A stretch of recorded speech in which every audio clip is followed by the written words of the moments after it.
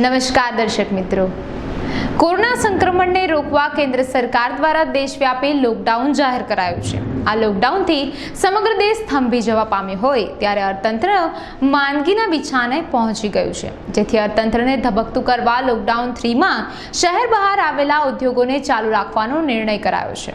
આ નિર્ણયના પગલે સૌરાષ્ટ્રના મહત્વપૂર્ણ ઔદ્યોગિક ઝોનમાં જેની ગણના થાય છે તેવા સાપર વેરાવળમાં મોટાભાગના ઉદ્યોગો ધમધમી ઉઠ્યા છે। અનેક મુશ્કેલીઓ વચ્ચે પણ નવસર્જન કરવા ધમધમેલા સાપર વેરાવળના ઉદ્યોગો પર જોઈએ અમારો આ વિશેષ અહેવાલ। સૌરાષ્ટ્રના જૂના અને વિશાળ ઔદ્યોગિક ઝોનમાં જેની ગણના થાય છે તેવા સાપર વેરાવળના ઔદ્યોગિક એકમો લોકડાઉનમાં 40 દિવસ સુધી થંભી ગયા હતા, જેના કારણે આ ઔદ્યોગિક એકમો દ્વારા દર મહિને થતા અબજો રૂપિયાનું ઉત્પાદન ઠપ થઈ જવા પામ્યું હતું। તાજેતરમાં લોકડાઉનના ત્રીજા તબક્કામાં સરકારે શહેરી બહાર વિસ્તારમાં આવેલા ઉદ્યોગોને શરૂ કરવાનો નિર્ણય કર્યો હતો, જેથી સાપર વેરાવળમાં આવેલા વિવિધ પ્રકારના હજારો ઉદ્યોગો ફરીથી ધમધમવા લાગ્યા છે।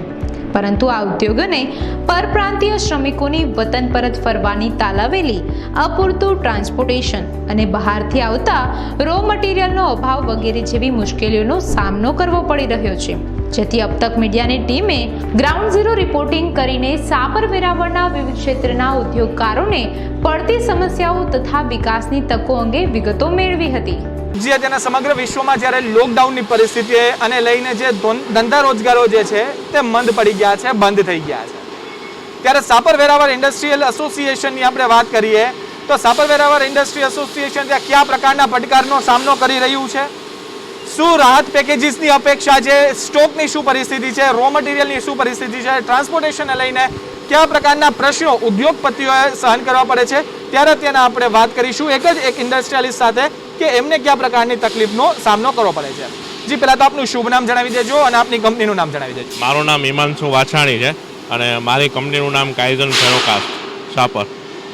હિમાંશુભાઈ, અત્યારના આપણે પહેલો પ્રશ્ન મારે એ પૂછવો છે કે લોકડાઉન પહેલા, લોકડાઉનમાં અને લોકડાઉન પછી જ્યારે ફરીથી ધંધા રોજગારો શરૂ થશે, શું પરિસ્થિતિ આપ જોવો છો આપના ઉદ્યોગને લઈ?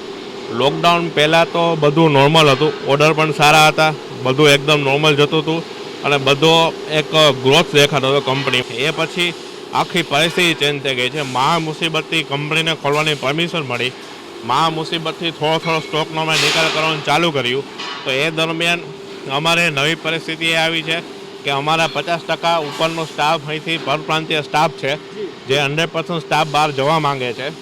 સૌથી મોટો પ્રોબ્લેમ તો એ છે કે અમે લોકડાઉન દરમિયાન એમને 1.5 મહિના પૂરતું જમવાનું આપ્યું, રાશન પાણી આપ્યું, માર્ચ મહિનાનો 8 દિવસનું સેલરી ફ્રી આપ્યો, એપ્રિલનો સેલરી અમે પૂરતો આપવાના છીએ।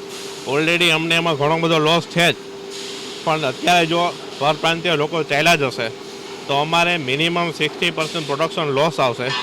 એને કારણે અમારા એક્સપોર્ટના ઘણા બધા ઓર્ડર જે બેકલોગ ચાલી રહ્યો છે એ ડાઉન થઈ જશે અને એના કારણે અમારા ઓર્ડર બીજા કન્ટ્રીમાં શિફ્ટ થશે। હિમાંશુભાઈ, કયા પ્રકારની અપેક્ષા રાખો છો કે કયા પ્રકારના રાહત પેકેજો સરકારે આપવા જોઈએ જેથી ધંધો રોજગાર છે તે બેઠો થઈ શકે? રાહત પ્રકારમાં તો સૌથી પહેલું તો એ છે કે અમારે વીજ પાવરનું કન્ઝમ્પશન સૌથી મોટું છે, મહિને લાખો રૂપિયાનું અમારે બિલ આવે છે, તો એ વીજ પ્રકારના બિલમાં જે ફિક્સ ચાર્જ જે આવે છે, સૌથી પહેલાં તો એમાં થોડી રાહત મળવી જોઈએ। ફ્યુલ સરચાર્જ છે એમાં રાહત મળવી જોઈએ, પ્લસ બેંકોમાં તો સરકારે જાહેરાત કરી જ છે કે 3 મહિના સુધી લોન માફ, પણ એમાં કન્ડિશન એવી છે કે એ લોકો 3 મહિના લોન માફ કરે તો આગળ એ લોકો ડબલ વ્યાજ લે છે, તો એમાં પણ એ લોકોએ વિચારી અને એક સરસ પ્રકારનું પેકેજ બનાવવું જોઈએ।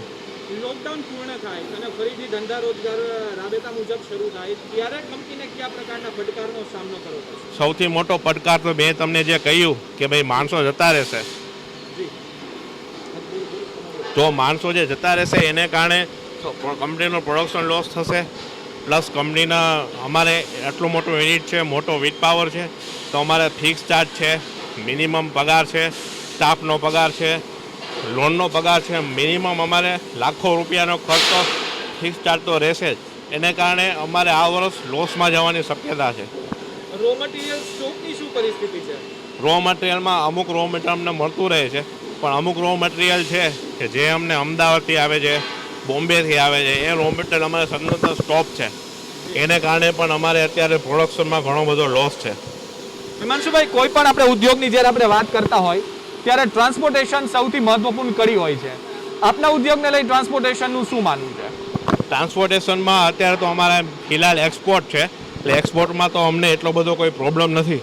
પણ આ જે મટીરિયલ અમારે બેંગ્લોર, પુણે, બોમ્બેથી આવે છે, જેનું અમને એડવાન્સ પેમેન્ટ કરેલું છે, એ બધું સ્ટોપ થઈ ગયું છે.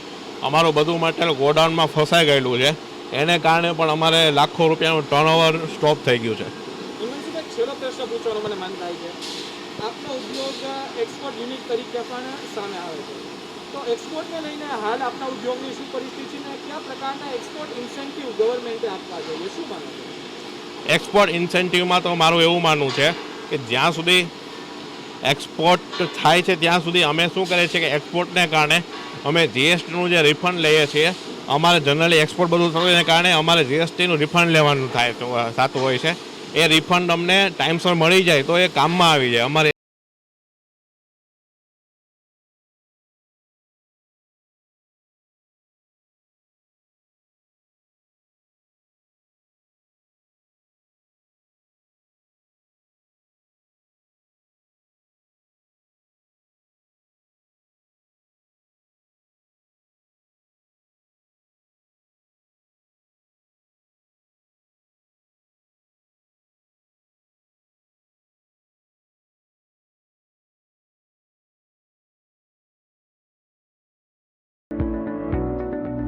મારી કંપનીનું નામ મણિધર પોલિમર છે.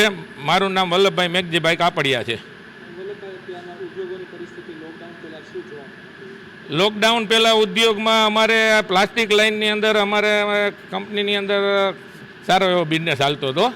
પણ લોકડાઉન પછી અત્યારે લોકલ માર્કેટ, અત્યારે ઇન્ડિયાની માર્કેટની અંદર કોઈ પણ જગ્યાએ માલનો ટ્રાન્સફર થતું નથી. અત્યારે એક્સપોર્ટનો માલ હોય એની ગવર્મેન્ટે છૂટી આપી છે, તો એનું કામકાજ અત્યારે ચાલુ છે. માની લો લોકડાઉન પછી ઉદ્યોગો શરૂ થાય ત્યારે કેવા પડકારો ઉદ્યોગો સામે આવશે? અત્યારે પડકારોમાં તો એક છે કે મજૂરનો પ્રોબ્લેમ વધારે રહેવાનો છે. અત્યારે આ લોકો અમારે 15 થી 20 માણસો છે, પણ એમાંથી 5-6 કર્મચારી ઘરે જવાનું કહે છે, પણ અત્યારે ત્યાં ક્વોરન્ટાઇનની અંદર 15-20 દિવસ રાખે છે, એટલા માટે અત્યારે જતા નથી. થોડાક દિવસ સ્થિર થાય પછી જવું છે એમ કહે છે. અત્યારે 70% જેવો સ્ટાફ છે. શું અપેક્ષા રાખો છો? સરકારે કયા પ્રકારના રાહત પેકેજો આપવા જોઈએ? સરકારે તો આની અંદર શું છે કે થોડોક જીએસટી ઓછો કરવો જોઈએ અને થોડોક વ્યાજ માફીની એવી કોઈ ગવર્મેન્ટની કાંઈ પોલિસી હોય તો ઉદ્યોગને ટકાવી રાખવા માટે ખૂબ જરૂર છે. આ માટે કોઈ પણ ઉદ્યોગ શરૂ કરવા માટે બેંક પાસેથી આપણે મોટી લોન લેતા, હા ઉદ્યોગપતિઓ લેતા, હા ત્યારે બેંક પાસેથી શું અપેક્ષા, કયા પ્રકારના રાહત પેકેજો? બેંક માટે તો અત્યારે અમારી પોલિસી પ્રમાણે તો અમને રાહત પેકેજ અત્યારે છે જ, અત્યારે ચાલુ જ છે. અમારે જે ગવર્મેન્ટની જે પાઇપલાઇન યોજના હોય એના તરફથી તો અમને અત્યારે સવલત મળે છે. પણ અમારે 1 મહિનો પૂરેપૂરું કારખાનું બંધ રહ્યું છે, તો કમસે કમ સમજી લ્યો ને કે 15 લાખ રૂપિયાની નુકસાની આવે છે 1 મહિના. સ્ટોક રો મટીરિયલની શું પરિસ્થિતિ? રો મટીરિયલ અત્યારે પહેલાં જ્યારે આપણે અહીં સાપર ઇન્ડસ્ટ્રી ઝોનમાં જે રમેશભાઈ ટીલારા અને આપણે પ્રમુખ તરે એને મહેનત કરી કિશોરભાઈએ અને લોકડાઉન અહીંયા સાપરવાડમાં ખોલાયું છે, તો 5-6 દિવસ થોડીક તકલીફ પડી હતી, પણ અત્યારે વાંધો નથી આવતો. 80% જેવો માલ આવજા થાય છે. કોઈ પણ ઉદ્યોગ માટે ટ્રાન્સપોર્ટેશન મહત્વપૂર્ણ કડી હોય, આપણા ઉદ્યોગને તેના ટ્રાન્સપોર્ટેશનની શું પરિસ્થિતિ સામે આવે? અમારે ટ્રાન્સપોર્ટેશનમાં અત્યારે શું છે કે બીજા જિલ્લામાં માલ કોઈ જતો નથી. અવર જવર બીજા જિલ્લામાં એકમાં થતો નથી કે આપણે બહાર મોકલવો હોય ઇન્ડિયાની અંદર, તો ત્યાં નથી. અત્યારે રાજકોટ જિલ્લાનું ગોંડલ, રાજકોટમાં અને મોરબી જિલ્લામાં માલ અમારો, જામનગર જિલ્લામાં ત્યાં મધ્ય માલ અમારો જાય છે. અત્યારે પરપ્રાંતિયો કેટલા કામ કરે છે અને કઈ રીતે આપણે એમને સાચવ્યા છે? છેલ્લો પ્રશ્ન. હા, પરપ્રાંતિયોને અમારે જ્યારે લોકડાઉન 23 તારીખે આવ્યું તો 25 તારીખથી અમે લગભગ 40 દિવસનું રાશન એને લોકોને રાશન, તે પછી દાળ, સબ્જી, બધું તેલ, બધું મટીરિયલ, ખાવા પીવાનું બધું, ગેસના બાટલા અમારા કંપની તરફથી જ અમે આપેલા છે. અને પાછળની કોલોનીમાં જ અમારા બધા વર્કર રહે છે. અહીંયા જ એકેય વર્કરને બહાર જવા જ નથી દીધા. સેફ છે બધાય.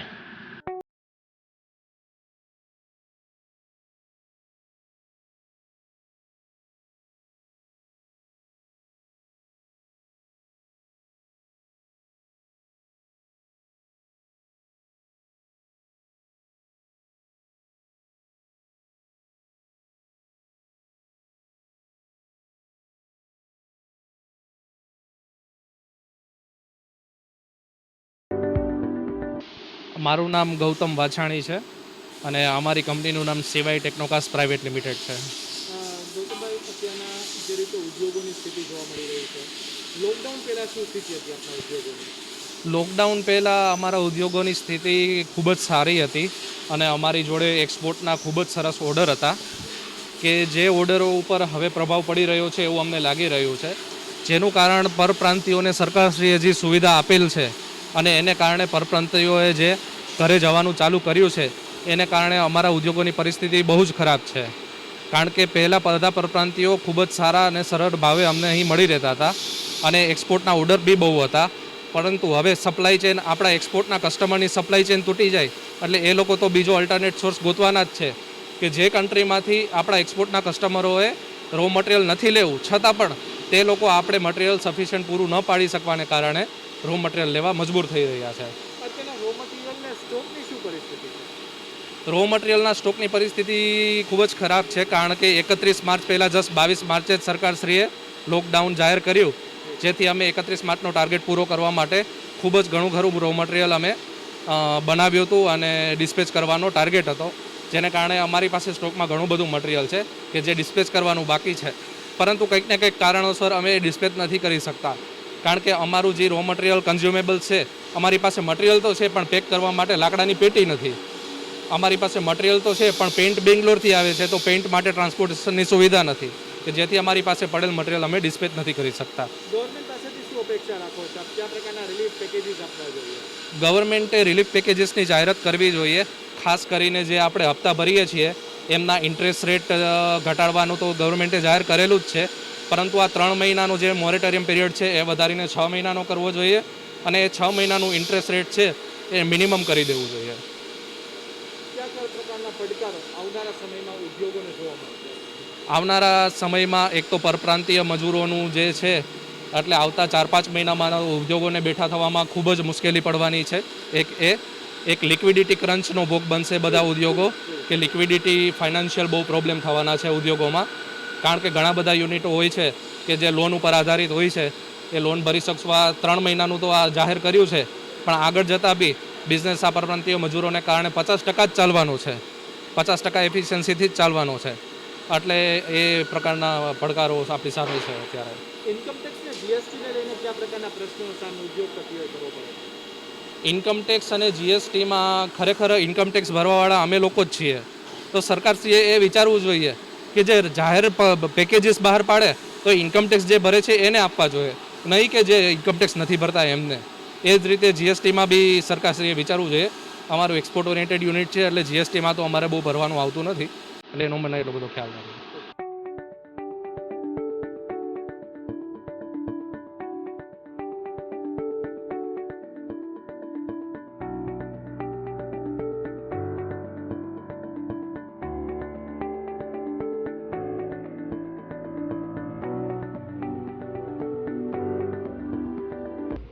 મારું નામ સુજીત પટેલ છે. મારી ઇન્ડસ્ટ્રીઝ સાપર વેરાવળના ગોલ્ડન ઇન્ડસ્ટ્રીયલ એસ્ટેટમાં આવેલી છે. મારે અત્યારે 2 ફર્મ છે, એક તો સ્ટીલ ઓટો ફોર્જ અને ઓટોમેક એન્જિનિયરિંગ. અમે એન્જિનિયરિંગ કમ્પોનન્ટના પ્રોડક્શન સાથે સંકળાયેલા છીએ. સુજીતભાઈ, અત્યારના ઉદ્યોગોની વાત કરવામાં આવે તો ઉદ્યોગોની સ્થિતિ શું છે, શું માનો છો? અત્યારે તો જે આપણા આખી દુનિયા ઉપર જે આ મહામારી આવી ચૂકી છે એના માટે આપણે બધા 1.5 મહિનાથી ઓલરેડી સફર થઈએ છીએ, જે આપણા આર્થિક તંત્ર ઉપર અત્યારે બહુ જ અસર કરેલી છે. ઇન્ડસ્ટ્રીમાં પર્ટિક્યુલર જોવા જઈએ તો અત્યાર સુધી તો કમ્પ્લીટ લોકડાઉન હતું અને હજી પણ અત્યારની જે પર્ટિક્યુલર ઇન્ડિયાની અને ગુજરાતની સ્થિતિ જોવા જતાં છેલ્લા 2-3 દિવસથી એવું લાગે છે કે હજી આપણે આની સામે લાંબો ટાઈમ સુધી ઝઝૂમવાનું છે. લોકડાઉન પહેલા શું સ્થિતિ હતી? લોકડાઉન પહેલાં ઇકોનોમી એવરેજ ગતિએ ચાલતી હતી અને પર્ટિક્યુલર અમારું જે સેક્ટર જોવા જઈએ ઓટો ઇન્ડસ્ટ્રીઝ, તો એમાં મોડરેટ રેટથી બિઝનેસ ચાલતો હતો અને હોપફુલી એવું હતું કે 2020થી થોડુંક ગિયર અપ થશે. હાલની પરિસ્થિતિને જોતા માની લે કે લોકડાઉન પૂર્ણ થાય અને કંપની ફરીથી શરૂ થાય તો કંપનીને કયા પ્રકારના પડકારોનો સામનો કરવો પડશે? અચ્છા, હવે અત્યારે તો પર્ટિક્યુલર પહેલો જ કેસ જોવા જઈએ તો આપણા ઇન્ડસ્ટ્રીના હાથ પગ આપણા લેબર કહેવાય, પર્ટિક્યુલર એમ્પ્લોય જે છે એ બધા, એમના વગર તો કશું શક્ય જ નથી. કારણ કે આ કોઈ ઇન્ડસ્ટ્રી એવી વસ્તુ છે કે જે એક બે જણાથી થતી પ્રવૃત્તિ નથી. તો હવે જે અત્યારે ગવર્મેન્ટે છેલ્લા એકાદ વીક ત્યાં પરપ્રાંતિયો આપણા લેબર છે એમને જવા માટેની જે છૂટછાટ આપી છે, તો એ અમને લોકોને આગળ જતાં બહુ જ એઝ એ ઇન્ડસ્ટ્રીયાલિસ્ટ તકલીફ પડવાની છે. કારણ કે જો આ બાજુ બિઝનેસ ઓપન થશે પણ ત્યારે આપણી પાસે એમ્પ્લોય નહીં હોય આપણા ગુજરાત સિવાયના. અને પર્ટિક્યુલર રાજકોટની ટેરેટરીમાં જોવા જઈએ તો પરપ્રાંતિયો મજૂરોનું સારું એવું કન્ટ્રીબ્યુશન છે આપણે અહીંયા. તો પહેલો તો ફેસ આપણે એ જ કરવાના છે કે લેબર નહીં હોય. અને એમના માટે બી આપણા ગવર્મેન્ટ અને કલેક્ટરની ગાઈડલાઇન પ્રમાણે અમે લોકોએ અને અમારા સાપર વેરાવળ ઇન્ડસ્ટ્રીયલ એસોસિએશનના નક્કી કર્યા પ્રમાણે અમે લોકોએ એમ્પ્લોયને બહુ સારી રીતના રાશન, પૈસા, પાણી, દવા બધાની કેર લીધેલી છે. પણ હવે એ બધું અમારું નિષ્ફળ જશે એવું મને લાગે છે. રો મટીરિયલમાં જોવા જઈએ તો કમ્પ્લીટલી પાર્ટ લોડમાં ટ્રાન્સપોર્ટને એ બધું ચાલુ થયું નથી મારા નોલેજ પ્રમાણે. ફૂલ લોડ થોડું ઘણું અવેલેબલ થાય છે. અને બાકી તો જે તે ઇન્ડસ્ટ્રીઝમાં જ્યારે આપણે લોકડાઉન થયું માર્ચ મહિનામાં ત્યારે જે આપણી પાસે પડેલું હતું એના ઉપર જ અત્યારે ઇન્ડસ્ટ્રીઓ છેલ્લા એકાદ વીક ત્યાં ચાલુ થયેલ છે. સુજીતભાઈ, કોઈ પણ ઉદ્યોગ માટે ટ્રાન્સપોર્ટેશન જે છે એ સૌથી મહત્વપૂર્ણ કરી હોય. આપના ઉદ્યોગને લઈ અને ટ્રાન્સપોર્ટેશનની શું સ્થિતિ? મારા ઉદ્યોગ માટે એવું છે કે ભાઈ જે સ્ટીલ અમારા લોકોને આવે છે એ જનરલી આઉટ ઓફ ગુજરાતથી આવે છે. અત્યારે ઘણા પાસે સ્ટોક છે કે જે 15 દિવસ ચાલશે, 10 દિવસ ચાલશે, મે બી 1 મહિનો ચાલે. હવે ત્યાંથી ગાડીઓની પરમિશન કેવી રીતના છે જે સ્ટીલ મિલોએ લીધેલી છે એના ઉપર ડિપેન્ડ કરશે. અને ઇન્ટરનલ ટ્રાન્સપોર્ટેશન માટે અત્યારે મેં તમને જેમ કીધું એમ પાર્ટ લોડમાં તકલીફ છે ટ્રાન્સપોર્ટેશન. રાધર દેન આપણું કમ્પ્લીટલી કંપનીનું પર્સનલ વ્હીકલ હોય તો કોઈ પ્રોબ્લેમ નથી. બાકી પાર્ટ લોડમાં એમાં હજી જે ટ્રાન્સપોર્ટ છે એ ખુલેલા નથી. ઉદ્યોગમાં કોઈ ઉદ્યોગની જે આપણે વાત કરીએ તો લિક્વિડિટી સૌથી મહત્વપૂર્ણ પરિબળ હોય.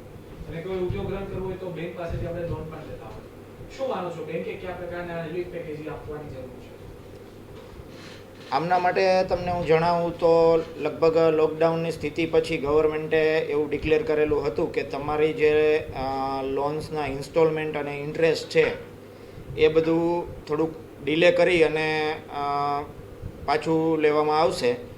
તો પણ એની માટે ગવર્મેન્ટ તરફથી કોઈ કમ્પ્લીટ ફિક્સ ગાઈડલાઇન નથી કે ભાઈ કેવી રીતના કરવામાં આવશે. એમાં ઘણી વખત નાના લોકોને જેને અવેર નથી આનાથી એમને પ્રોબ્લેમ બી થાય છે. એ લોકો એવું માને છે કે સરકારે જાહેર કરેલું છે એટલે એ આપણી પાસે ઇન્સ્ટોલમેન્ટ કે કોઈ લેવામાં નહીં આવે. પણ મેં એવું મારા નોલેજ પ્રમાણે આપણે બેંકને એના માટે ઇન્સ્ટ્રક્શન આપવી પડશે કે ભાઈ મારા એકાઉન્ટમાંથી 100 ઇન્સ્ટોલમેન્ટ તમારે કાપવાનો નથી એઝ પર ગવર્મેન્ટ ગાઈડલાઇન. તો આના માટે થોડીક ટ્રાન્સપરન્સી અને કોઈ પણ આ જે ડિક્લેર કરશે એના માટે થોડુંક ફિક્સ કરવાની જરૂર છે જેથી કરીને બધાને સરળતા મળે. સુજીતભાઈ, છેલ્લો પ્રશ્ન પૂછવા માંગુ છું. ઇન્કમ ટેક્સ અને જીએસટી ને લઈને શું માનવું છે આપના ઉદ્યોગને કઈ રીતે અસર કરે છે? અચ્છા, ઇન્કમ ટેક્સમાં તો મારા ખ્યાલ પ્રમાણે જ્યારે આપણા જે નાણામંત્રી છે નિર્મલા સીતારામને જે હમણાં રજૂ કરેલું એમાં એને સ્લેબમાં થોડા ઘણા ફેરફાર કરેલા છે જે આમ તો એટલા બધા આકર્ષક નહોતા પણ સારા છે મારી દ્રષ્ટિ પ્રમાણે. પરંતુ જીએસટી લેવલે જોવા જઈએ તો હવે આનું જીએસટીનું રીપેમેન્ટ અથવા તો જીએસટીના જે આપણે ભરવાના પૈસા છે એ કેવી રીતના બધા ઉદ્યોગપતિઓ પ્લસ વેપારી મિત્રો એને એડજસ્ટ કરીને ભરશે એ ખ્યાલ નથી. એ તો પરિસ્થિતિ જ બતાવશે આપણને. એટલે એના માટેના એમને બી થોડુંક પેકેજ કે જે કાંઈ ગવર્મેન્ટ રાહત અપાતી હોય એ મારી દ્રષ્ટિએ ઉદ્યોગ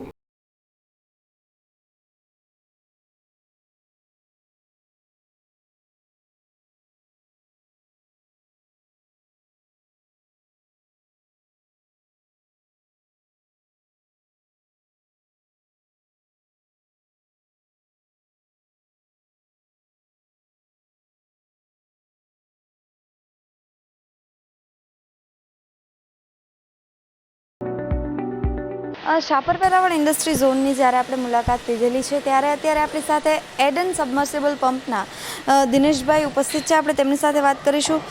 દિનેશભાઈ, ખાસ તો લોકડાઉનની જે સ્થિતિનું નિર્માણ થયું છે એને લઈને આપની ફેક્ટરીને કેવી અસરો થવા પામી છે? અત્યારે અમારી પ્રોડક્ટને અને માણસોને બહુ જ તકલીફ છે કારણ કે બહાર માણસો બધેથી અવર જવર થઈ શકતી નથી. અને બીજા નંબરમાં અત્યારે અમારો સ્ટાફ જે રહ્યો એ 50% જ સ્ટાફ છે અને કામ રો મટીરિયલ અત્યારે ક્યાંય અમને અવેલેબલ મળતું નથી. અમારા જોબ કામ જે થતા હોય એ બધાય રાજકોટની અંદર થતા હોય, બધાય મશીનિંગ યુનિટ, હવે એ અત્યારે બધાય બંધ છે. એટલે અમારી આગળ અત્યારે જેટલું મટીરિયલ સ્ટોકમાં છે એટલું બધું અમે ભેગું કરીને કમ્પ્લીટ કરી ધીમે ધીમે હલાવી, જેથી કરીને કારીગરોને રોજીરોટી મળે. અત્યારે કેટલા કારીગરો સાથે ખાસ કામગીરી હાથ ધરવામાં આવી છે? અત્યારે કેટલા કારીગરો સાથે કામગીરી હાથ ધરવામાં આવી છે?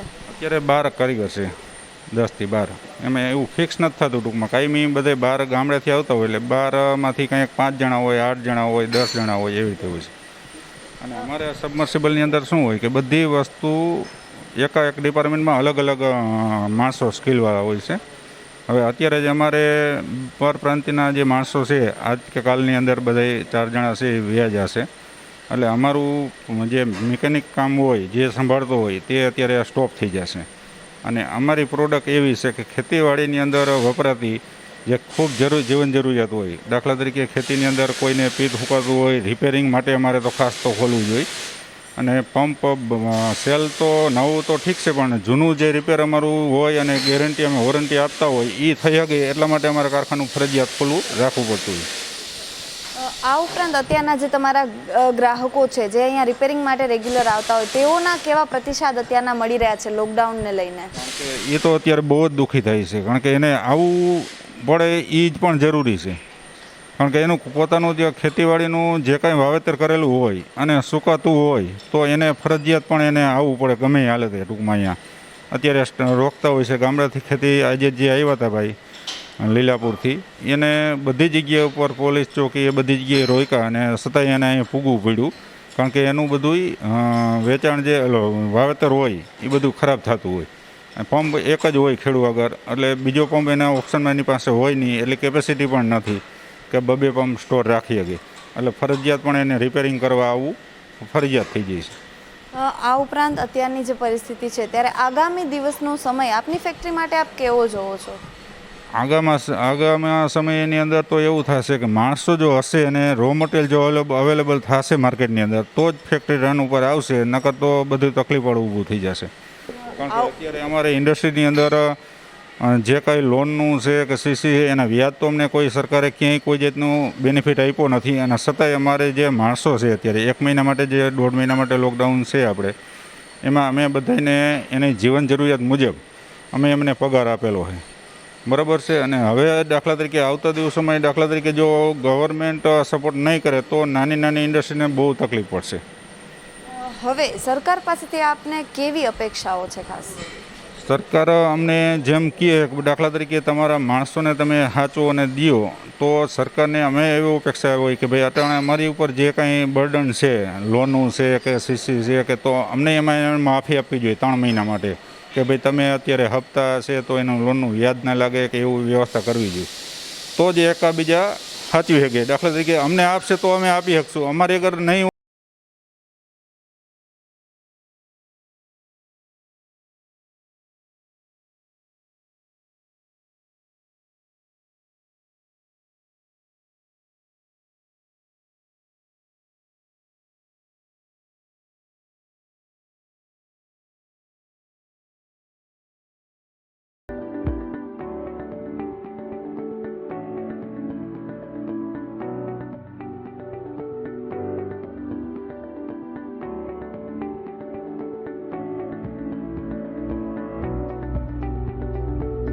મિત્રો, અત્યારના જ્યારે શાપર વેરાવળ ઇન્ડસ્ટ્રીની આપણે મુલાકાત લઈ રહ્યા છીએ ત્યારે રવિ વોટર ફ્લો પંપ ખાતે આપણે આવી પહોંચ્યા છીએ અને આપણી સાથે ત્યાંના મેનેજર રાજેશભાઈ ઉપસ્થિત છે. આપણે તેમની સાથે વાત કરીશું. રાજેશભાઈ, અત્યારના જે રીતે લોકડાઉન જાહેર કરવામાં આવ્યું છે, કોરોનાને માત આપવા માટે જ્યારે લોકડાઉન જાહેર થયું છે ત્યારે ખાસ તો અત્યારની આપની ફેક્ટરીની પરિસ્થિતિ શું છે?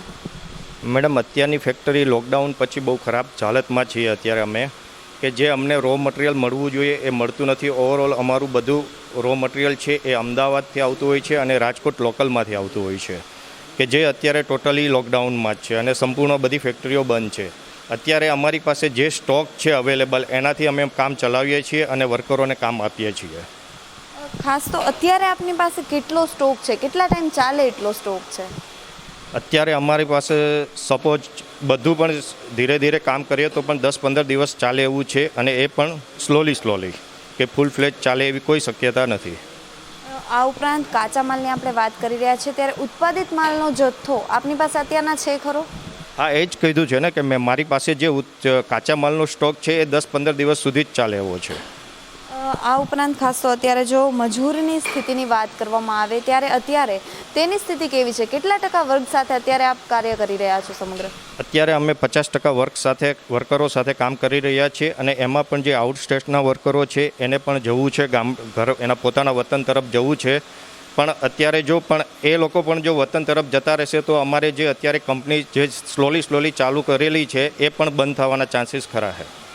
આ ઉપરાંત કોરોનાને લઈને લોકોમાં એક અલગ જ ડર છે, ત્યારે આપના એમ્પ્લોઈઝને આપ કઈ રીતે આ ડરથી દૂર રાખો છો અને કઈ પ્રકારની સાવધાનીના પગલાં લીધેલ છે?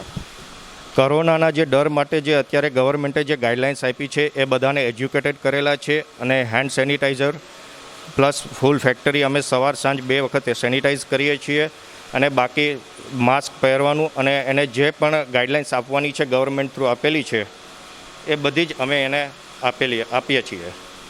આ ઉપરાંત અત્યારના જ્યારે લોકોની વાત કરી ત્યારે 50% વર્ગ સાથે આપની સમગ્ર કામગીરી શરૂ છે, ત્યારે આગામી દિવસોમાં આપની ફેક્ટરીનું ભવિષ્ય આપ શું જોવો છો? લોકડાઉન ખુલ્યા બાદની કામગીરી કેવી રહેશે? ખાસ તો કે અત્યારે જે મેડમે ક્વેશ્ચન કરેલો છે કે ભાઈ આ આગામી ફ્યુચરમાં શું તમે જોઈ રહ્યા છો? અમે ફ્યુચરમાં એવું જોઈ રહ્યા છીએ કે જ્યાં સુધી અમારું રો મટીરિયલ સપ્લાય નહીં થઈ શકે ત્યાં સુધી અમે કંઈ ફ્યુચરની આગળ વિચારી નથી શકતા કે શું થશે, આવતા નેક્સ્ટ મંથમાં શું થશે. મેં જેમ આગળ કીધેલું છે કે 10 થી 15 દિવસ સુધીનો જ સ્ટોક અમારી પાસે અવેલેબલ છે અત્યારે.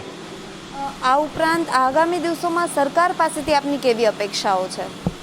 સરકાર પાસેથી એવી અપેક્ષાઓ રાખીએ છીએ કે એક તો છે કે જે ટેક્સીસ રેટ છે એ ઓછા કરે, પ્લસ ગવર્મેન્ટ કોઈ કે મિનિમમ ઇન્ટરેસ્ટ ઉપર લોન પ્રોવાઈડ કરી શકે છે, અને જે બને એટલું સ્મૂથલી અમારું વર્ક ચાલુ થઈ શકે જેના થકી.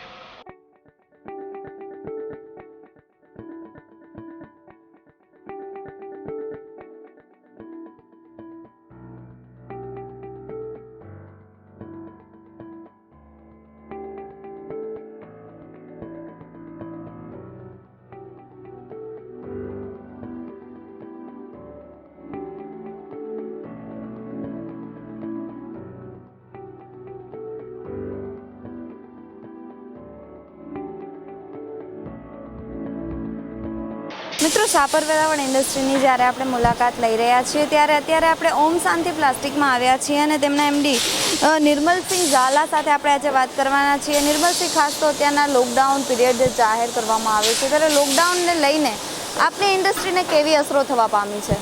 આજે માણસોને બેઠા રોજ આપેલું, આજે 8-9 માણસોને બેઠા રોજ આપે એટલે પ્રોબ્લેમેટિક તો થવાનું જ. અને પ્લસ આ લોકોને અહીંયા આવવા જવાની તકલીફ જે હતી, આ લોકોને ખાવા પીવાનું પહોંચાડવાની, આ બધા પ્રોબ્લેમ તો ઘણા બધા ત્યાં જ છે. આ ઉપરાંત જ્યારે પરપ્રાંતીય મજૂર વર્ગની વાત કરવામાં આવે તો એને લઈને કેવી સમસ્યાઓનો સામનો આપે કરેલ છે?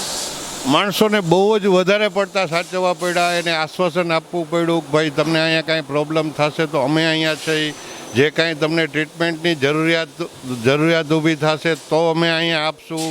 આ બધી મતલબ આશ્વાસન, એને જાજુ બધું આશ્વાસન આપી અને બહુ સંભાળીને રાખવા પડ્યા હતા. આ ઉપરાંત જ્યારે કાચા માલની વાત કરીએ તો કાચા માલની શું સ્થિતિ અહીંયા આગળ જોવા મળે છે અત્યારે? કાચો માલ તો મળી જાય છે, કાચા માલમાં કોઈ પ્રોબ્લેમ છે નહીં. ઉત્પાદિત માલના નિકાસ માટેની શું વ્યવસ્થાઓ છે? અત્યારે 60-70% માલ ડિસ્પેચ થાય છે, 40% પેન્ડિંગ રહે છે. આ ઉપરાંત અત્યારના જ્યારે વ્યક્તિઓની વાત કરો, અત્યારે તમે કેટલા વર્કર સાથે તમામ કામગીરી શરૂ કરેલ છે? 7 થી 8 વર્કર છે અત્યારે. સાથોસાથ જ્યારે લોકડાઉન ખુલશે ત્યારબાદ આપની ફેક્ટરીનું ભવિષ્ય આપ કેવું જોવો છો? હવે તો આમાં તો એવું છે કે માર્કેટ ખુલે પછી સાચો ખ્યાલ પછી આવે કે હવે આમાં માર્કેટનો કેવો વ્યૂ છે, કે માર્કેટમાં કેવી ડિમાન્ડ નીકળે છે. આજે માર્કેટ જે કાંઈ છે એ આ લોકડાઉન પછી પૈસાની રિકવરી કેવી થાય છે. મેઇન વસ્તુ પેમેન્ટની છે કે અત્યારે જે પેમેન્ટ ફસાઈ ગયા છે એ પેમેન્ટ રિકવરી લોકડાઉન પછી પેમેન્ટ રિકવરી આવે તો જ વધારે પડતું આગળ વધી શકાશે. આ ઉપરાંત સરકાર પાસેથી કેવી અપેક્ષાઓ છે આપની?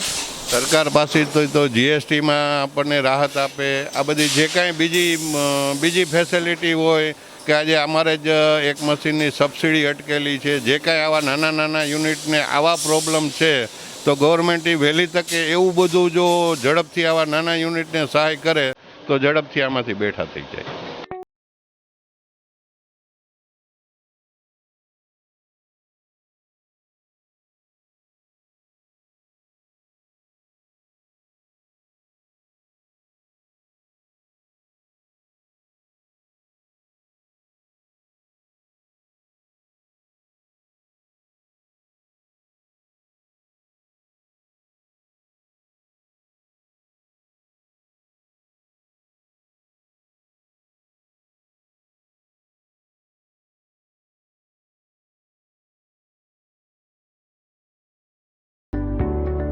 મિત્રો ખાસ તો જ્યારે વડાપ્રધાન મોદી દ્વારા કોરોનાને માત આપવા માટે લોકડાઉન જાહેર કરવામાં આવ્યું છે ત્યારે સાપર વેરાવળ ઇન્ડસ્ટ્રીનું અબ તક ટીમ દ્વારા ગ્રાઉન્ડ ઝીરો રિપોર્ટિંગ કરવામાં આવ્યું છે. ત્યારે આજે વેરાવળ ખાતે આવેલ રેપ્યુટ ફૂડ્સ ખાતે આપણે આવી પહોંચ્યા છીએ અને તેમના એમડી કિશોરભાઈ સાથે આજે આપણે વાત કરીશું. કિશોરભાઈ, લોકડાઉનની પરિસ્થિતિનું નિર્માણ થયું છે ત્યારે લોકડાઉન પહેલાંની આપની ફેક્ટરીની સ્થિતિ શું હતી? લોકડાઉન પહેલાં કોઈપણ જાતના લેબરના પ્રોબ્લેમ નહોતા, ટ્રાન્સપોર્ટેશનના પ્રોબ્લેમ નહોતા, પણ સંજોગોવશાત જ્યારે લોકડાઉન ડિક્લેર થયું એ પછી સ્વયંભૂ અમે એવું વિચાર્યું કે રાષ્ટ્રના હિતની અંદર લોકડાઉનને માન આપી સોશિયલ ડિસ્ટન્સ જાળવી અને મેં એની અમલવારી કરી. અને જ્યારે લોકડાઉન ચાલુ થયું તો અમારા જે પરમેનન્ટ અહીંયા જે મજૂરો રહેતા હતા એ બધા પોતપોતાના વતન ચાલ્યા ગયા અને અત્યારે મહા મુશ્કેલી છે તો લેબરની છે અને લેબરો અત્યારે પોતાના વતનમાંથી આવવા માટે તૈયાર છે, છતાં પણ ઘણી બધી પ્રોબ્લેમ એ છે કે ગવર્મેન્ટના કોઈ મામલતદારની પરમિશન માગે છે, કોઈ કલેક્ટરની પરમિશન માગે છે, કોઈ ગ્રામ પંચાયતની પરમિશન માગે છે અને આ બધી પરમિશનની અંદર આ લેબર વર્ગને પ્રોબ્લેમ હોવાથી એ આજ સુધી અમારી ફેક્ટરી ઉપર પહોંચી શક્યા નથી. અને લોકડાઉન પછી અત્યારે અમારે જે લેબરનો પ્રોબ્લેમ છે એના હિસાબે અત્યારે અમારે 10થી 15% વર્ક માંડ થઈ શકે છે. છતાં પણ અમારા આ સ્થાનિક જે અહીંયા જે રહેવાવાળા મજૂરો છે એને લોકડાઉન જ્યારે ડિક્લેર ગવર્મેન્ટે કર્યું ત્યારથી આજ સુધી અમે એને સંપૂર્ણપણે ટોટલ ખાવા પીવાની બધી વ્યવસ્થા કરી આપી છે. અને આજે પણ અમારી ઇન્ડોર ફેક્ટરીમાં રહેતા મજૂરોને અમે સંપૂર્ણ ફેસિલિટીઓ આપીએ છીએ અને સોશિયલ ડિસ્ટન્સના જે નિયમને અનુસંધાને અમે એ બધાને અવારનવાર અમે સલાહ સૂચનો આપીએ છીએ. માસ્ક અમે કમ્પલસરી પહેરાવીએ છીએ, સેનેટાઈઝર કમ્પલસરી, આ બધી જે હેલ્થને લગતી જે કંઈ વસ્તુ કરવાની થતી હોય એ બધી અમે અત્યારે કરીએ છીએ. આ ઉપરાંત આપનું ફેક્ટરી અત્યારે આપ કાજુનું મેન્યુફેક્ચરિંગ જ્યારે કરો છો ત્યારે કાચા માલને લઈને શું સ્થિતિઓ છે? અત્યારે મોસ્ટ ઓફ ઇન્ડિયાની અંદર 90થી 95% ઇમ્પોર્ટ માલ આવે છે અને 5થી 10% કાચો માલ જેને કહી શકાય એ આપણા ઇન્ડિયામાં ઉપલબ્ધ છે. અત્યારે પરિસ્થિતિ ટ્રાન્સપોર્ટેશનના હિસાબે રો કાજુની મોટી મુશ્કેલી છે અને રો કાજુ આવવામાં પણ તકલીફ પડે છે, જેને અમે કાચો માલ કહીએ એને RCN રો કેશ્યુનટ જેને કહીએ એ અત્યારે અમને મળવો અસંભવ છે.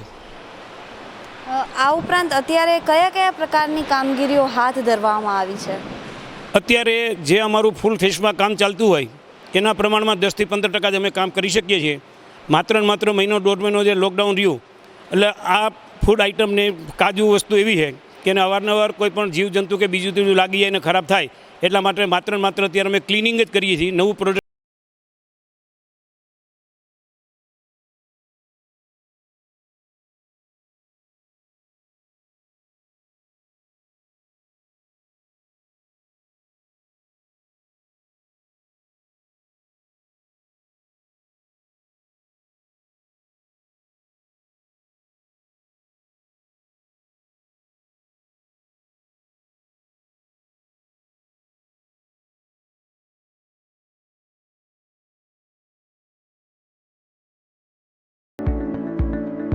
સમગ્ર વિશ્વમાં કોરોનાનો કહેર છે, ત્યારે ભારત પણ કોરોનાના કહેર સામે ટકી શક્યો નથી. ત્યારે ભારત દેશ કોરોના સામે લડવા માટેના અનેક ઉપાયો કરી રહી છે. ત્યારે ભારત સરકાર દ્વારા કોરોના સામે લડવા માટે જે લોકડાઉન છે તે આપવામાં આવ્યું છે. લોકડાઉન ભારતની અંદર 43 દિવસથી ચાલી રહ્યું હતું, ત્યારે હાલ આંશિક રીતે છૂટ લોકડાઉનમાં આપવામાં આવેલી છે. ત્યારે ભારતના જે ઉદ્યોગો છે તે ફરીથી ધીમે ધીમે શરૂ થઈ રહ્યા છે. ત્યારે તકની ટીમ દ્વારા ગ્રાઉન્ડ ઝીરો રિપોર્ટિંગ કરીને ઉદ્યોગોની સ્થિતિ છે શું છે તેના વિશે આપણે જાણવા માટે સાપર વેરાવળ ખાતે આવી ચૂક્યા છે. ત્યારે જે લેમિનેશન કરતી કંપનીઓ છે તેના ઉદ્યોગોમાં શું સ્થિતિ છે તેના વિશે જાણવા માટે હાલ આપણે આવી ચૂક્યા છે. ત્યારે તેના ઓનર સાથે વાત કરીશું કે હાલ તેમના ઉદ્યોગોની કેવી સ્થિતિ છે.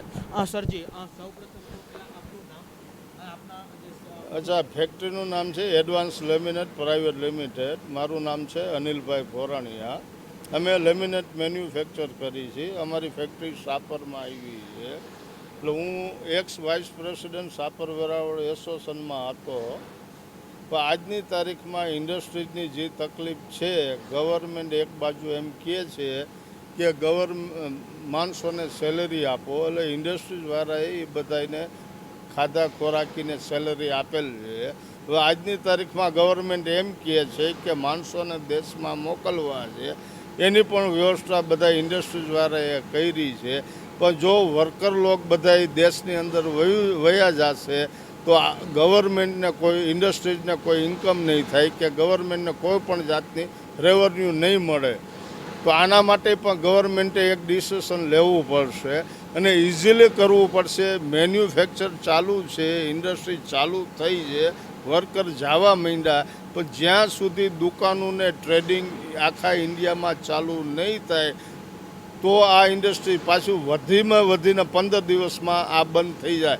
કારણ કે આ બધા કાઉન્ટર જે રિટેલમાં જ સેલ થાય છે. અમે પોતે અહીંથી ડાયરેક્ટ સેલ નથી કરતા. જ્યાં સુધી રિટેલ કાઉન્ટર ખુલ્લા નહીં થાય ત્યાં સુધી ઇન્ડસ્ટ્રી નહીં હાલે અને ગવર્મેન્ટને કોઈ જાતની ઇન્કમ નહીં આવે. જો ગવર્મેન્ટને રેવન્યુ નહીં આવે તો આ ગવર્મેન્ટ સર્વન્ટને સેલરી કઈ રીતે આપશે? પ્લસમાં પોલીસને પણ ઇઝીલી જેની પાસે પાસ છે આવવા જવાના એને થોડીક વધારે હેરાનગતિ છે, ચેક ઝાઝા કરે છે, તો એ થોડુંક નોર્મલ કરે.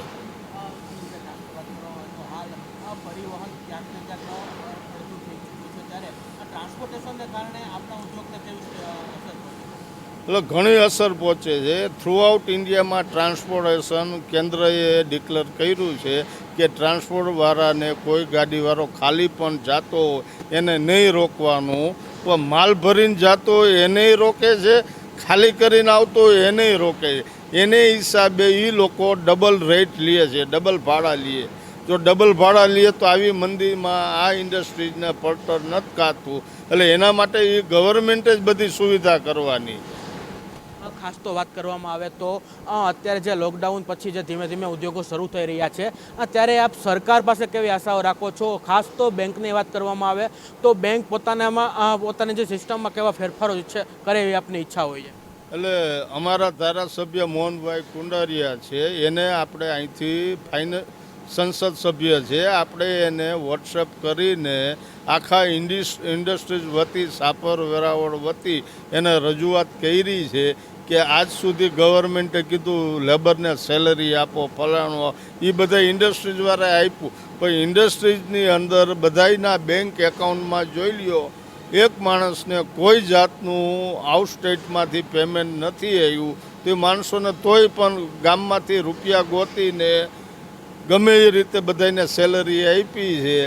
પણ હવે ગવર્મેન્ટે જોવાનું છે કે ઇન્ડસ્ટ્રીઝવાળાએ 2 મહિના સુધી આમનામ બેંકને ઇન્ટરેસ્ટ આપ્યા છે તો કે ભાઈ એને કોઈ જાતની ઇન્ડસ્ટ્રીઝવાળાની સહાય બેંક વ્યાજ માફી મળવી જોઈએ. ધારો કે હું 12% ઇન્ટરેસ્ટ બેંકને આપું છું તો એમાં 50% અમને રાહત મળવી જોઈએ. ગવર્મેન્ટની વાત અમે સમજી એને આપણે બધું રીતે સમજ્યા જાણ્યા અને આપણે ગવર્મેન્ટની હેલ્પે કરી છે. તો હવે ગવર્મેન્ટે એ વસ્તુ સમજવાની આટલી બધી ઇન્ડસ્ટ્રીઝ છે અને એ લોકો થકી જ આ લેબરને ગવર્મેન્ટ છે તો એની વસ્તુ સાંભળવી જરૂરી છે. બેંક વ્યાજ માફી આપવી જરૂરી છે. પૂછવા માગીશ કે જે આપનો જે લેમિનેશન ઉદ્યોગ છે તેને ફરી ધમધમતું થતા હાલ કેટલો સમય લાગી શકે છે અને એ ધમધમતું થવા માટે કેવા પડકારોનો સામનો કરવો પડી શકે?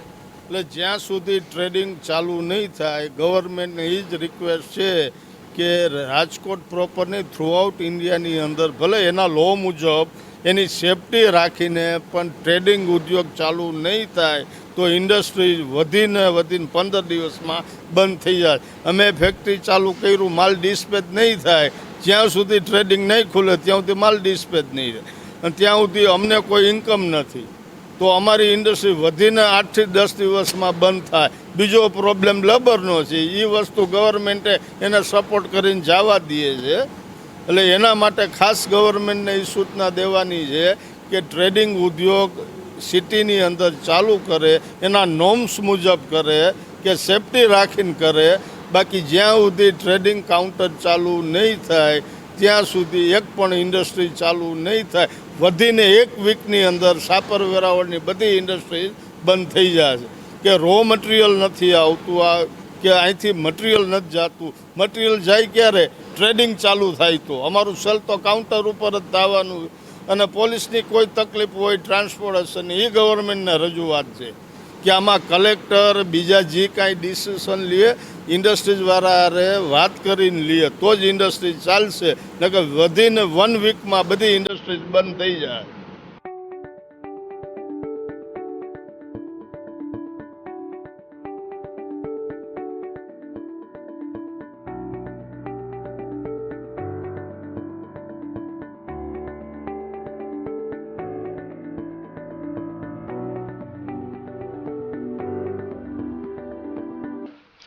મારું નામ છે રજનીભાઈ પટેલ. કંપનીનું નામ છે Elvish electric industries Sapar. Lockdown પહેલાં ઇન્ડસ્ટ્રીઝ પૂરેપૂરી ધમધમતી હતી, કોઈ પણ જાતનો વાંધો ન હતો. પણ લોકડાઉન પછી ઇન્ડસ્ટ્રીઝમાં મજૂરોની તકલીફ અને ટ્રાન્સપોર્ટની તકલીફ અત્યારે ઘણી બધી છે. ટ્રાન્સપોર્ટના હિસાબે માલ જતો નથી, ખોલવાની મંજૂરી આપી છે પણ ખોલીને કોઈ ફાયદો નથી. અત્યારે ચલાવીએ છીએ પણ માલ બધો સ્ટોક કરીએ છીએ, સ્ટોક કોઈ જાતનો ક્લિયર થતો નથી. મજૂરો માટે થઈને અમે ફેક્ટરી ચલાવીએ છીએ અને ત્યાં સુધી જ્યાં સુધી અમારી પાસે માલ છે, પણ આગળ રો મટીરિયલ નહીં આવે તો અમારી ફેક્ટરી ટોટલી હમણાં 5 દિવસમાં પાછો બંધ કરવાનો વારો આવશે. ફેક્ટરી એક રાજકોટમાં ચાલુ કરવાથી કોઈ ફેક્ટરીનું કામ થઈ નથી જતું.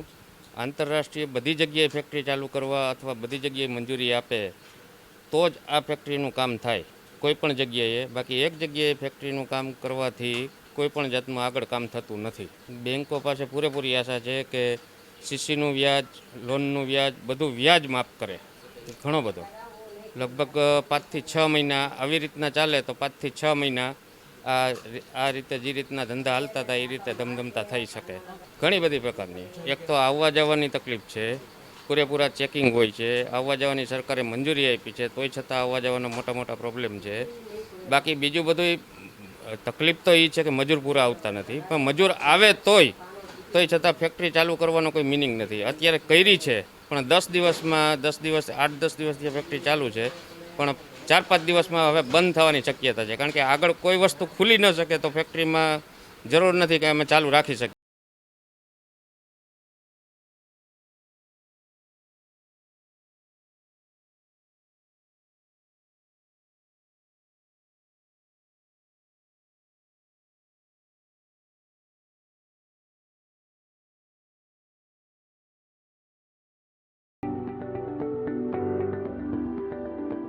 લોકડાઉન પહેલાં સ્ટેશનરી ઉદ્યોગ અને school supplies stationery items, paper stationery, paper product અથવા તો જે કોઈ સ્ટેશનરી પેન્સિલ, બોલપેનનું બધો જ ઉદ્યોગ એકદમ સરસ હતો અને એનો ઓર્ડર પણ એકદમ સરસ રીતે આવેલો હતો. અચાનક લોકડાઉન થઈ ગયું છે જેને કારણે એ બધા જ ઓર્ડર એમને પડ્યા રહ્યા છે અને સપ્લાય બધી અત્યારે હાલ પૂરતી બંધ છે. ખાસ તો વાત કરવામાં આવે તો લોકડાઉન થતાં હાલ આંશિક રીતે ક્યાંક ને ક્યાંક અમુક ઉદ્યોગો શરૂ કરવામાં આવેલા છે. ત્યારે આપના જે ઉદ્યોગો છે તેમાં શ્રમિકોની સ્થિતિ શું છે અને ખાસ જે સ્ટોકની વાત કરવામાં આવે તો સ્ટોકની સ્થિતિ શું છે? શ્રમિકોનો જે પ્રશ્ન છે એ બહુ જ મોટો ગંભીર પ્રશ્ન છે. કારણ કે જે રીતે સરકારશ્રીએ એમ કીધેલું હતું કે ભાઈ બધા શ્રમિકોને પગાર ચૂકવવો અને બધા જ શ્રમિકોને જમવા માટેની વ્યવસ્થા કંપનીઓએ કરવાની છે, તે બધી જ વ્યવસ્થા કરેલી છે. પણ છેલ્લા 8 દિવસથી એટલે કે લોકડાઉનના 37મા દિવસથી સરકારશ્રીએ નક્કી કરેલું કે શ્રમિકોને એના વતન જવા દેવા. તેના કારણે ગંભીર પરિસ્થિતિ સર્જાઈ ગઈ છે કે શ્રમિકો એના વતન ચાલ્યા ગયા છે. તો હવે કામ કોણ કરશે? જેથી લોકડાઉન ખુલશે તે પછી કોણ એ કામ સંભાળશે કે કોણ એ કામ કરશે એની જગ્યાએ એનો કંઈ નિર્ણય લઈ નથી શકાતો. અને એ બહુ જ મોટો બધો ગંભીર પ્રશ્ન છે, કારણ કે કોઈ વર્કર હશે નહીં તો કામ કેવી રીતે કરશું આપણે? અમિતભાઈ, ખાસ તો વાત કરવામાં આવે તો હાલ આંશિક રીતે ક્યાંક ને ક્યાંક ઉદ્યોગો ધીમે ધીમે શરૂ થઈ રહ્યા છે, પરંતુ ટ્રાન્સપોર્ટેશન હજી બંધ છે, તો તેને લઈને આપના ઉદ્યોગોને કેવા પ્રશ્નો થઈ રહ્યા છે? ટ્રાન્સપોર્ટેશનની સેવા જે બંધ છે એના કારણે ઉદ્યોગોને રો મટીરિયલમાં ઘણી જ બધી તકલીફ પડે છે, કારણ કે કોઈ જગ્યાએથી રો મટીરિયલ આવતું નથી. કોઈ જગ્યાએથી રો મટીરિયલ જે કાંઈ માલ પ્રોડક્ટ ફિનિશ પ્રોડક્ટ હોય એને જઈ શકવાની સગવડતા નથી.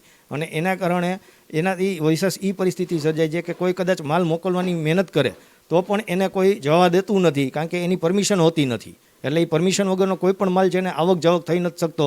એ બહુ ગંભીર પ્રશ્ન છે અને એના કારણે કોઈ પણ ઉદ્યોગ છે એ ચાલુ થઈ શકે એવી પરિસ્થિતિમાં જ નથી. અમિતભાઈ, ખાસ તો વાત કરવામાં આવે તો જે લોકડાઉન પછી ઉદ્યોગો ધીમે ધીમે શરૂ થઈ રહ્યા છે, ત્યારે બેંકો પાસે આપ કેવી આશાઓ રાખતા હો છો? ગવર્મેન્ટની ગાઈડલાઇન મુજબ, આરબીઆઈની ગાઈડલાઇન મુજબ બેંકોને એમ સૂચના આપવામાં આવી હતી કે વર્કિંગ કેપિટલ આ લોકોને ઉદ્યોગોમાં નુકસાન ગયેલું છે તો આ લોકોને આપવામાં આવે. વર્કિંગ કેપિટલ 10% વ્યાજે લોન આપવામાં આવશે એવું આરબીઆઈએ જાહેરાત કરેલી હતી.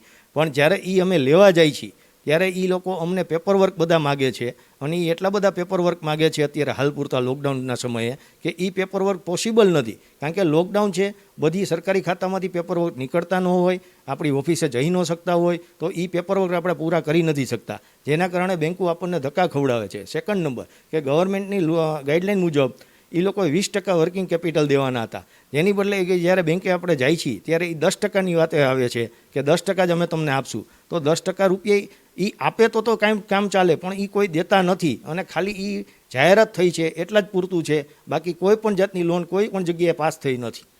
ખાસ તો છેલ્લે પૂછવા માંગીશ કે હાલ ઉદ્યોગો ધીમે ધીમે શરૂ થઈ રહ્યા છે, કહી શકાય કે લોકડાઉનને કારણે તેની ઉદ્યોગોની કમર ભાંગી ચૂકી છે, ત્યારે ઉદ્યોગો ફરીથી શરૂ થાય તેના માટે આપ સરકાર પાસે કેવી આશાઓ રાખતા હશો? સરકાર પાસે અમારી ઘણી બધી ડિમાન્ડ છે, નાના ઉદ્યોગકારોને લગતી લઈ અને ઘણી બધી પ્રશ્નો છે, કારણ કે નાના ઉદ્યોગકારોને એ લોકોએ એમ કીધું છે કે જીએસટી 3 મહિના તમે પછી ભરજો તો ચાલશે, પણ 3 મહિના પછીમાં પણ 9% વ્યાજ લેવાના છે, જ્યારે એ વસ્તુ વ્યાજબી નથી. 9% વ્યાજ દઈને જો કરવું હોય તો 3 મહિનાનો સમય એ લોકોએ શું કામ આપવો જોઈએ? કારણ કે એ સમય જે આપ્યો છે એના તો ફાયદો કંઈક નાના ઉદ્યોગકારોને મળવાનો નથી. જ્યારે ગવર્મેન્ટને બીજી સહાય જે કાંઈ દેવાની હતી એ નાના માણસોને આપી છે અથવા તો મોટી કંપનીની ઇન્ડસ્ટ્રીઝને આપી છે. મધ્યમ વર્ગના જે કોઈ ઉદ્યોગ છે એને કોઈને ફાયદો આપ્યો નથી. નાના ઉદ્યોગકારોને એનાથી કોઈ બેનિફિટ મળવાનો નથી. નાના ઉદ્યોગકારો અત્યારે બહુ જ ભયંકર ખરાબ પરિસ્થિતિમાં પીસાઈ રહ્યા છે. ખાસ તો છેલ્લે પૂછીશ કે આપણો જે સ્ટેશનરી ઉદ્યોગ છે તેને ફરીથી બેઠું થતાં કેટલો સમય લાગશે અને કેવા કેવા પ્રશ્નોનો સામનો કરવો પડશે?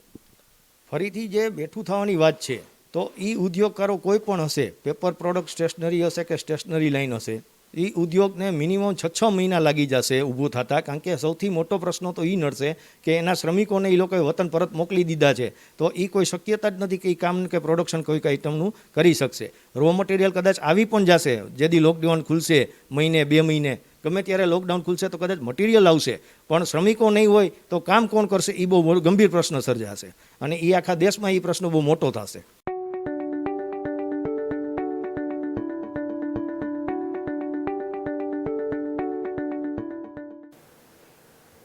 લોકડાઉન પહેલાં અમારી ઇન્ડસ્ટ્રીઝની વાત કરું તો પરિસ્થિતિ એવરેજ ચાલતી હતી. જનરલી આખું બધું જ ઇકોનોમિકના બધા ફિલ્ડના યુનિટો ઉદ્યોગો એટલા બધા ફાસ્ટ મૂવિંગમાં નહોતા, પણ સારી સ્થિતિ હતી, એવરેજ સ્થિતિ હતી. અપેક્ષાઓ એવી હતી કે હમણાં 2-4 મહિના પછી 6 મહિના પછી દિવાળી પછી વરસ થોડું સારું થાય તો યુ ટર્ન લઈને બધી તેજીમાં આવશે ઇન્ડસ્ટ્રી. પણ આવું છેલ્લા 2 વર્ષથી ચાલતું હતું, પણ બધાનું રડે એવું હતું. ટૂંકમાં એટલી ખરાબ નહોતી ને એટલી સારી નહોતી પરિસ્થિતિ.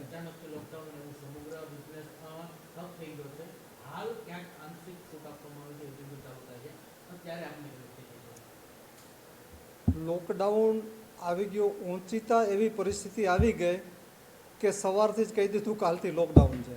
એટલે પરિસ્થિતિ બધા એવા હતભ્રમ થઈ ગયા કે સૌનો જે કાર્યક્રમ હતો, સૌની જે રૂટીન પ્રક્રિયાઓ હતી એકાએક ધડાધડ બંધ કરી દેવી પડી.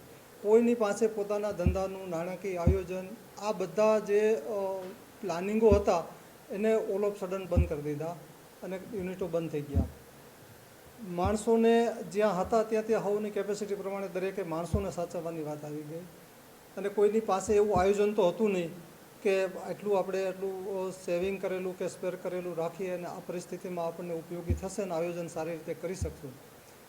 એવું તો સમય નહોતો એટલે એ કાંઈ કોઈના વિચારવાનો પ્રશ્ન જ નહોતો. હવે આજે 2 મહિના સુધી માણસોને પણ સાચવા છે અને પરિસ્થિતિ એવી થઈ ગઈ કે પોસાતું ન પોસાતું જેને દરેકે સૌની રીતે કોઈ પણ વ્યવસ્થા કરી ઘરની ઊંચીની કે એવી વ્યવસ્થાથી બધાને માણસોને સાચવા. અને હજી તો લોકડાઉન ચાલુ છે અને અત્યારે તબક્કામાં દરેક મજૂરો ને પોતપોતાના વતનમાં જવાની વ્યવસ્થા સરકાર તરફથી કરવામાં આવી છે.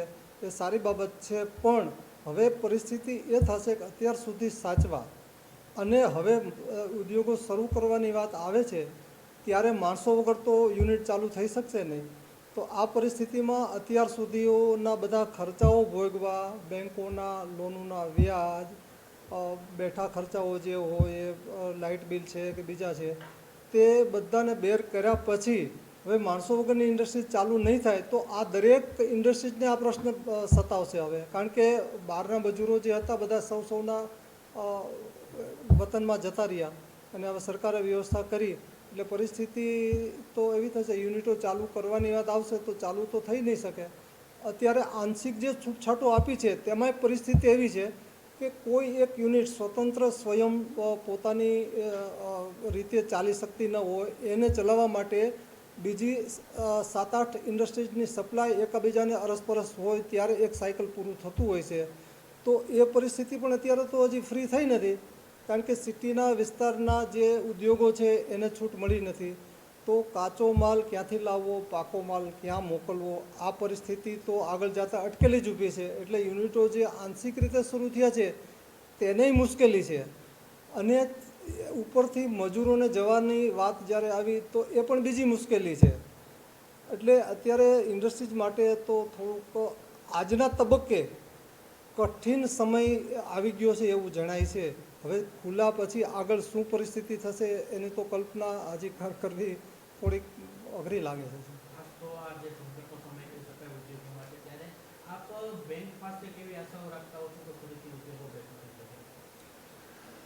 બેંક પાસેથી અપેક્ષાની વાત તો એવી છે કે નવી અપેક્ષાની વાત ના કરીએ પણ જૂનું જે અત્યારે ફાઇનાન્સ ચાલુ હતું, જેને સૌની કેપેસિટી મુજબ ફાઇનાન્સ લીધેલું હતું અને એ ફાઇનાન્સથી યુનિટો ચલાવતા હતા, તો એમાં જો વ્યાજની રાહત આપવામાં આવે તો એ સારી બાબત છે, એ જરૂરી ખાસ છે. કારણ કે એટલી બધી કેપિટલ તો દરેકની પાસે હોતી નથી સ્પેર અને ઉધારીના ધંધા છે. આજે 3-3 મહિના સુધીના રોટેશન ફરતા હોય છે તો એ સાયકલમાં મુસીબત પડે તો અત્યારે ફાઇનાન્સ વ્યવસ્થા અરસપરસ ક્યાંયથી મળી શકે એવું નથી.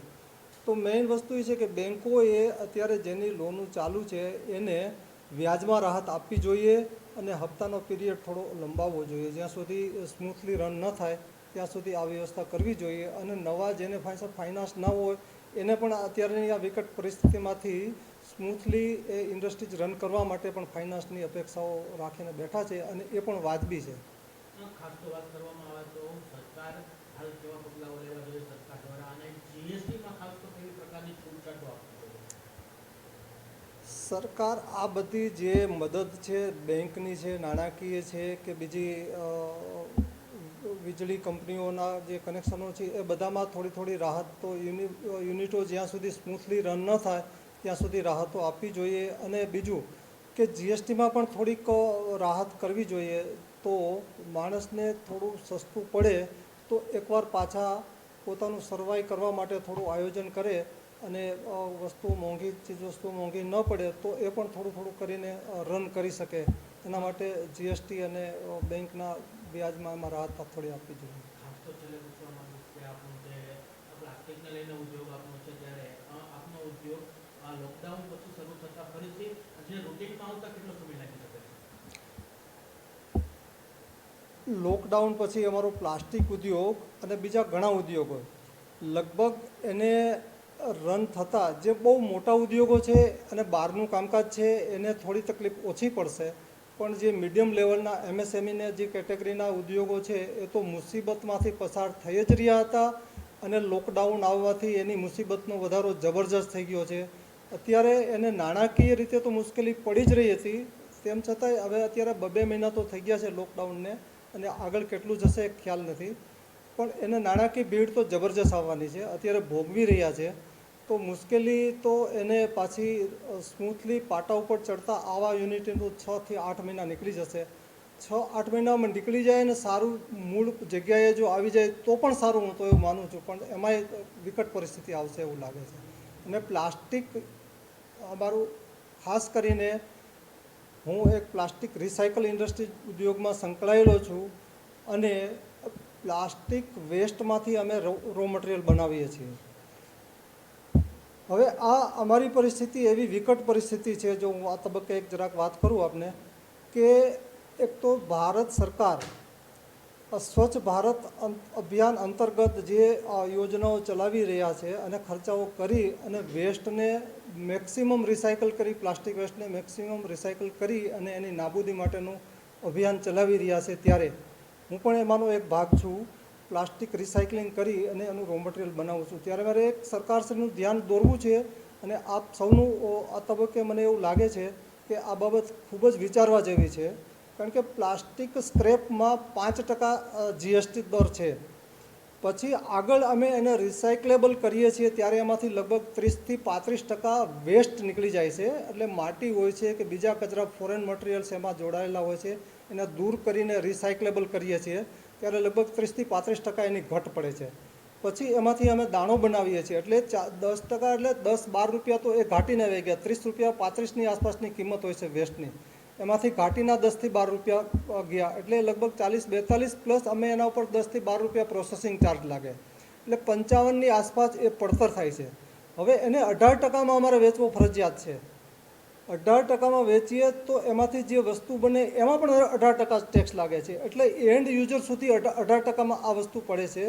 ત્યારે અત્યારે પ્રાઇમ કંપનીના જે વર્જિન મટીરિયલ આવે છે એનો ભાવ 75ની આસપાસ છે, એટલે અમારો ભાવ છે ને 18% ટેક્સ ગણતા લગભગ નજીક આવી જાય છે. એટલે એન્ડ યુઝરમાં બહુ ઉત્સાહ રહેતો જ નથી સેકન્ડની વસ્તુ વાપરવાનો, એ મોટામાં મોટી મુશ્કેલી છે. સરકાર જો આના ઉપર હું Gujarat plastic manufacturing association Gujarat લેવલનો કારોબારી કમિટીનો સભ્ય પણ છું અને એ નાતે અમે રજૂઆત પણ કરી છે, ગુજરાત સરકારને કરી છે, ભારત સરકારમાં કરી છે નાણાં ખાતામાં, કે ભાઈ તમે ખરેખર પ્લાસ્ટિક વેસ્ટને નાબૂદી કરવી હોય અથવા તો મિનિમાઇઝ કરવું હોય તો કાં તો તમે એના ટેક્સમાં રાહત આપો અથવા બીજા ઇન્ફ્રાસ્ટ્રક્ચર તમે ઇન્સેન્ટિવ્સ આપો, તો મેક્સિમમ આ રિસાયકલિંગ થઈ શકે અને શક્ય બની શકે.